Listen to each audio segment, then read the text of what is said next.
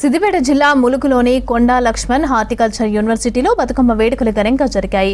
4వ రోజు బతుకమ్మ వేడుకల్లో వ్యవసాయ, రైతు సంక్షేమ కమిషన్ సభ్యురాలు భవానీరెడ్డి ముఖ్య అతిథిగా పాల్గొన్నారు.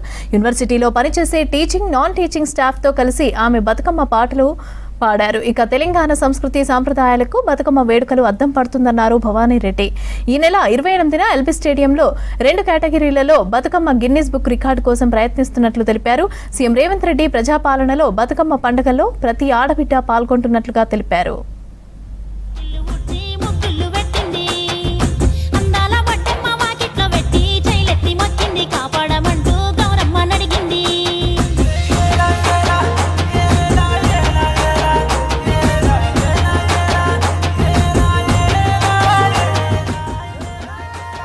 మన థీమ్ వచ్చేసి మన కల్చర్, ట్రెడిషన్, మన బతుకమ్మ అండ్ మన టూరిజం డెవలప్మెంట్ కోసం చేస్తూ ఉన్నారు.